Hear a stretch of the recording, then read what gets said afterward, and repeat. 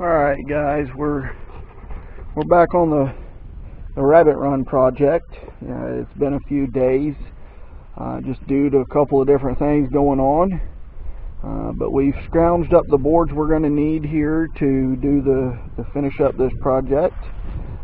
So we're going to put those around the bottoms there. These long boards are a little bit long, so we're going to have to cut those down to size. We're going to put them around the bottom to, as we talked, to weight down the bottom, to keep the dogs from getting in, to keep the rabbits from getting out. We're going to use these banners over here to give the rabbits a place to get in out of the rain, to get it in out of the sun. You know, a little shelter area, a place to put the feed at, to keep it dry. We're also going to put us an access door. So if we put the banners here, say on this end, to keep, you know, a room for, we'll put the access door right there by the banners in order so that we can open it up, put the feed down there, and that way, you know, we can reach the feed when we go to feed them. So we're going to take our tape, measure out these boards, cut them to length. Actually, I think what I may do is take a board, take one of our short boards, screw it to the best end of this board. This board's not the best, but it's just going to be for the purpose of kind of using as a weight and holding our pin, our runner apart. And I got some regular old fencing staples. I'm not sure if that's what I'm going to use or if I'm going to use something else to staple to hold the wire to the boards. But I think I'm going to do that. I think I'm going to put the board up there, screw it to this board, to the long board, and then we'll run down there, we'll screw the other board on, and then we can go and just chop it off. Take the Sawzall, battery powered Sawzall, cut it off, put our other board up, screw it, and cut it off. And then we can look at stapling the boards on and everything like that.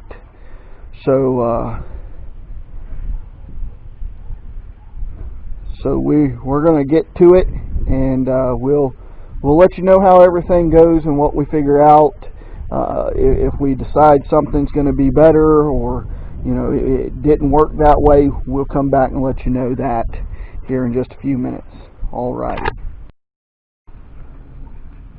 Alrighty, so I got the boards put around the bottom.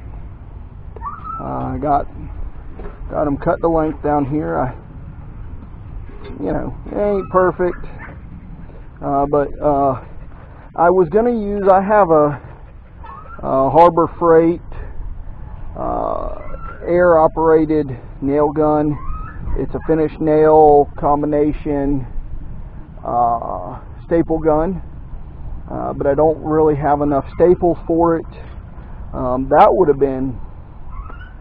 been ideal for this, but I really don't feel like running to Harbor Freight, which is about 10 miles south of here, just for staples.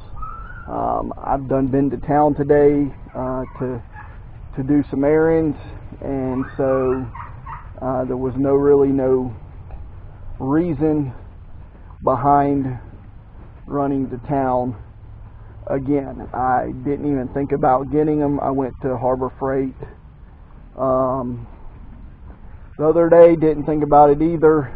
So next time I'm in town, I need to remember to go to Harbor Freight and get some of those, because I love using those things for chicken pens, nailing or stapling chicken wire. I think you can get them as long as like 2 inches, maybe a little bit longer, and they work really well, and they're hard to get out if you got your air turned up right. So I have just regular old like bob wire or field wire staples. They're a little overkill, so I probably won't, put them very close together. Just every maybe foot or so, just enough to hold the wire apart or hold the wire to the boards, and enough to keep anything from pulling the wire off the boards, away from the board, and we'll come back. We're going to get that taken care of, and then we're going to start putting the tarps on there. Once I get the tarps kind of just laid on there, I'll figure out how I'm going to put those on there. I use some, or those banners, I use some on a chicken tractor. I didn't make a video on that, but and I zip tied those to the chicken wire and the PVC pipe, but I'm going to have to see how these line up on this and fall, how it kind of fits this. So we may staple it, we may screw it, we may zip tie it, but we'll figure it out here shortly. Alrighty, let's get this stapled together.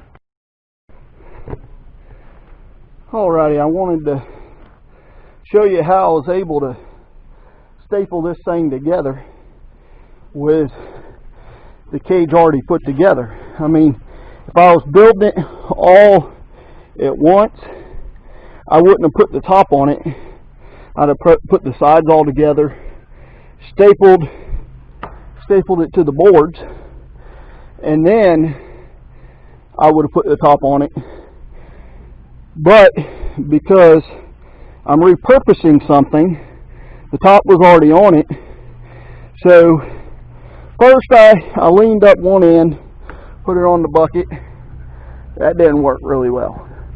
It's kind of standing on my head, and so I said, let me lean it on its side, and I was kind of worried that it would go too far and try to crush the side in, and it didn't. So I stapled the top up. That was a little more, trying to staple up onto the board was a little hard, but the sides weren't too bad. The bottom wasn't too bad, except that again was kind of standing on my head a little bit. But now we're going to just tip it back down. That has added quite a bit of weight. I mean, I can pick it up, but the dogs aren't going to pick it up. Obviously they could dig under it if they wanted to, but our dogs are pretty good about that kind of stuff. They don't try to dig into the chicken pens. It's obviously has made it where the sides don't bow in, the ends don't bow in. It's still, the top is still a little flimsy. If I wanted to put biddies in this, I could always come in and get some 2x8s or 2x10s or 2x12s or something and screw to the sides just to add some more height to it, or some plywood or something like that to add some height to it. But it would only be for a grow out type pen, so it wouldn't be for them to be really flying in, or even maybe just for a time for meat birds or something like that. But next we're gonna throw some banners on there and see how they fit and what we need to do with them, and kind of go from there. And so I'm gonna go in and get a drink. It's even though it's October 6th today, it's a high of 90 degrees. So I'm gonna go grab a drink, maybe cool off a moment, and then figure out the cover for them, and then we'll get this thing finished up, figure out a feed system and a water system for the rabbit, and get it moved to where we're going to want it.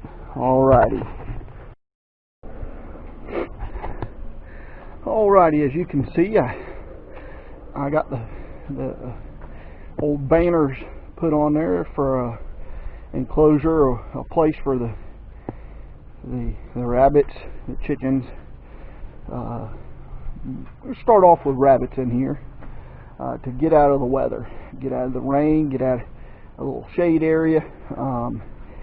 Down at the bottom down here, you can see I used one before down here to hold it down to the bottom. I figured that was the best way. That way it's not tearing. They're old. They're pretty brittle. So I'm not really sure how long they're going to last.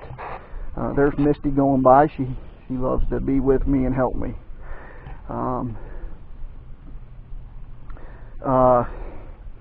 Right here on the side, I put a zip tie. There's one across the back, one on the side coming up from the side going over, and then one on the other side coming up and over and overlapping right here. I'll probably get some more zip ties in the next week or so.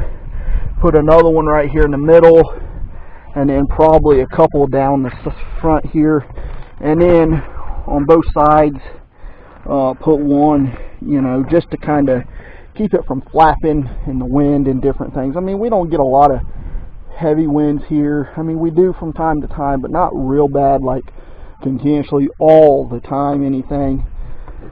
And it's going to be in the backyard, so there's trees around the house, different things that kind of block the wind out, so it's not terribly bad.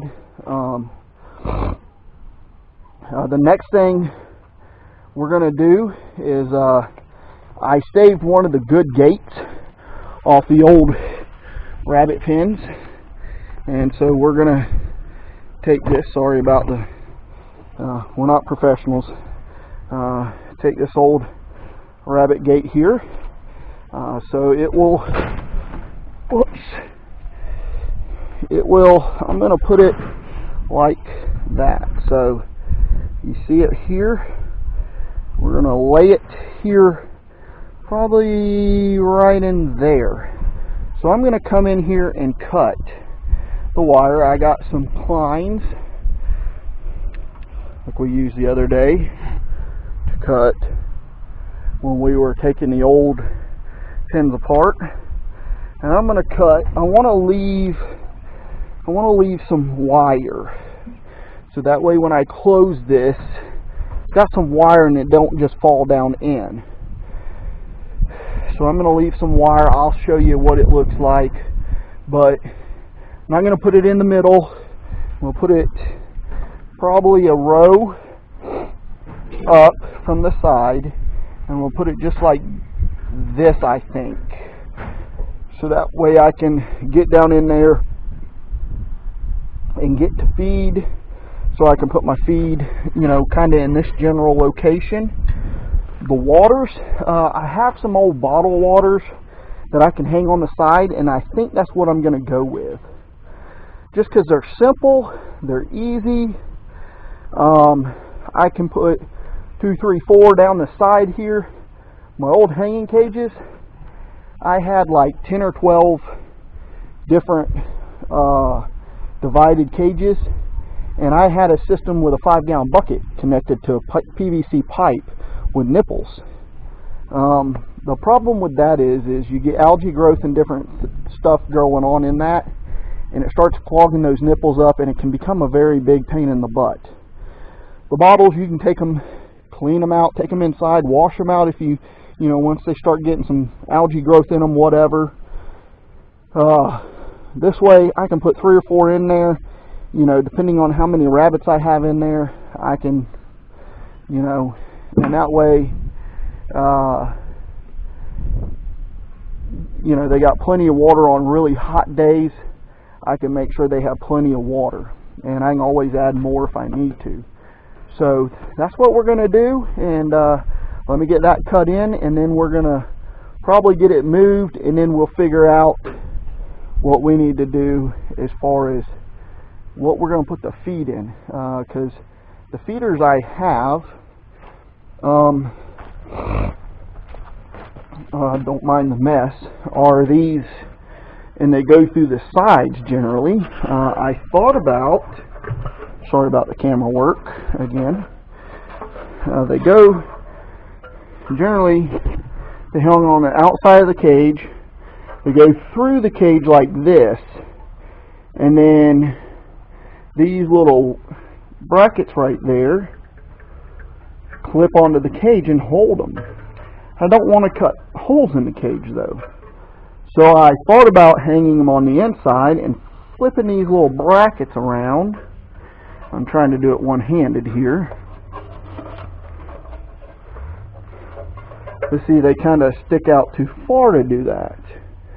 I could always, bend them around or hang them up like that or something like that. They're on the inside then. It's a little harder to get the feed to them, blah, blah, blah. Thought about, some type of chicken feeder, like you'd feed like biddies in or something like that. Not sure that the feed would, so still in the kind of brainstorming idea on that. So once I get that figured out, I'll let y'all know. It'll probably be at the end of the video. So we're going to put the door in there, and we'll get back to you in just a second here.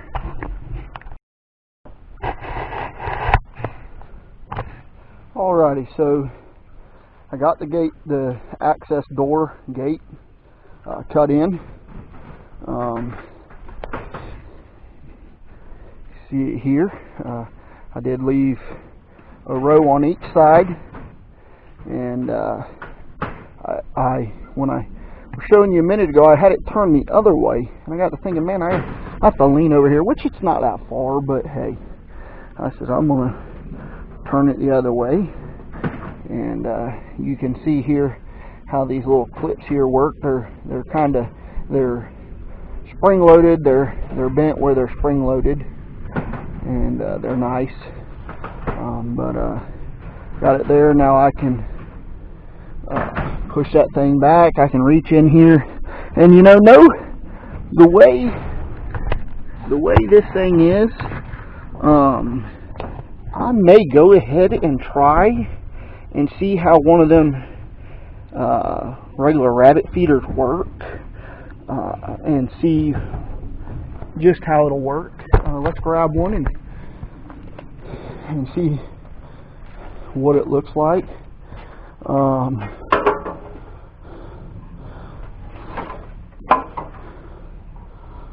These are a little dirty, but these ones with the screen bottoms,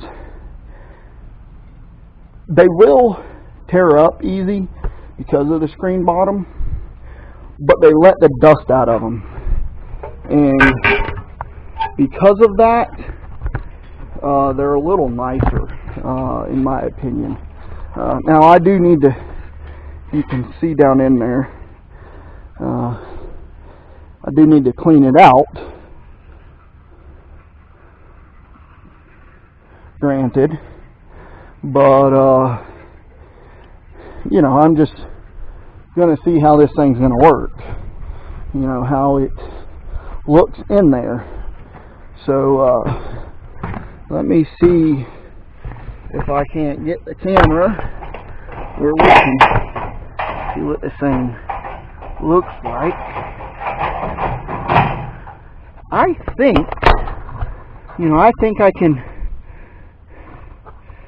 I can make that work. I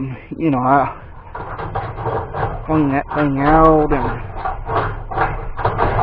right now I only got one rabbit.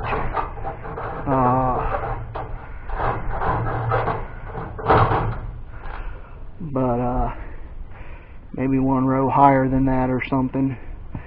But what I like about the hanging feeder like that,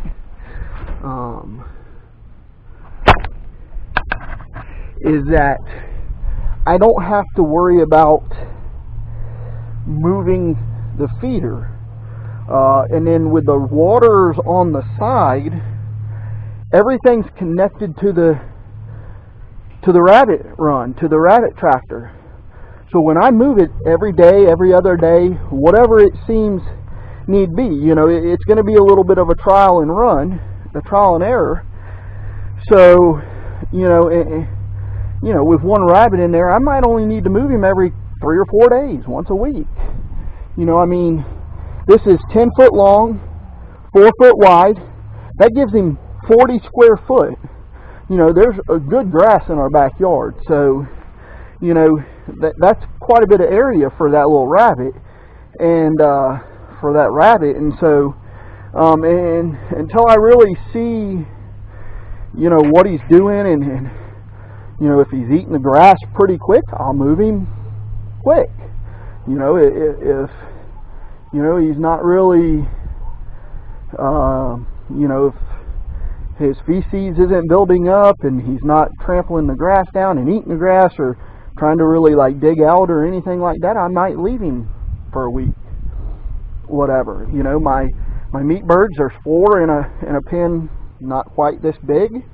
You know, 3 or 4 days, I move them. You know, if I had 8 or 10 birds in that little thing, I'd have to move them every day. So I think that's going to work great.